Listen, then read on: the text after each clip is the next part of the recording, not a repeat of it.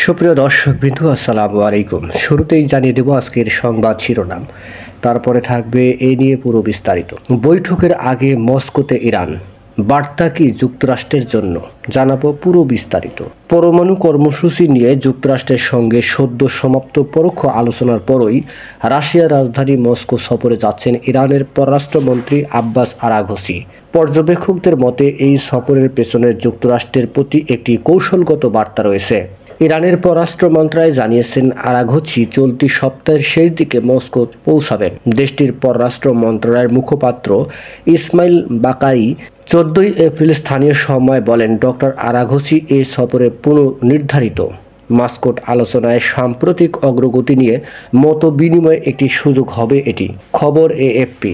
এর আগে ওমানের রাজধানী মাস্কটে যুক্তরাষ্ট্র ও ইরানের প্রতিনিধির মধ্যে পরমাণু চুক্তি নিয়ে এক পরোক্ষ বৈঠক অনুষ্ঠিত হয়। ট্রাম্প প্রশাসনের অধীনে এটা ছিল দুই দেশের মধ্যে প্রথমবারের মতো এমন আলোচনা। বৈঠকের পর উভয় পক্ষ থেকেই ইতিবাচক ও গঠনমূলক বলে মন্তব্য করেছেন। তবে মস্কো সফর নিয়ে জল্পনা আরও বাড়ছে এই কারণে যে রাশিয়া বরাবরই ইরানের ঘনিষ্ঠ মিত্র এবং পরমাণু চুক্তিতে অন্যতম গুরুত্বপূর্ণ অংশীদার। বিশ্লেষকরা মনে করছেন, মাস্কাটে যুক্তরাষ্ট্রের সঙ্গে হওয়া আলোচনা ও চুক্তির অগ্রগতি নিয়ে রাশিয়ার সঙ্গে মতবিনিময় করে পরবর্তী কূটনৈতিক অবস্থান নির্ধারণ করবে এই সফর। অপরদিকে মার্কিন প্রেসিডেন্ট ডোনাল্ড ট্রাম্প জানিয়েছেন, তিনি ইরান ইস্যুতে খুব শীঘ্রই সিদ্ধান্ত নিতে চান। তার আগে পরমাণু কর্মসূচি নিয়ে আলোচনা সফল না হলে ইরানের সামরিক অভিযান চালানোর হুমকিও দিয়েছেন তিনি।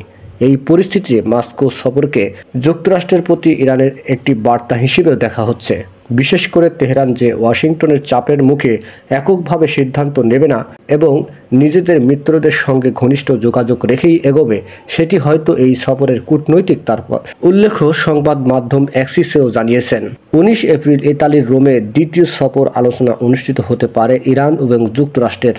ফলে মস্কো সফরকে সামনে রেখে ইরান নিজেকে একটি সুসংগত ও কৌশলগত অবস্থান নিতে চাইছে বলেও ধারণা করছেন বিশ্লেষকরা। নিউজটি সম্পূর্ণ দেখার জন্য সবাইকে ধন্যবাদ। বাংলা নিউজের পরবর্তী আপডেট পেতে আমাদের চ্যানেলটি সাবস্ক্রাইব করুন। নিউজটি ভালো লাগলে অবশ্যই লাইক, কমেন্ট, শেয়ার করে অন্যকে দেখার সুযোগ করে দিন। ধন্যবাদ।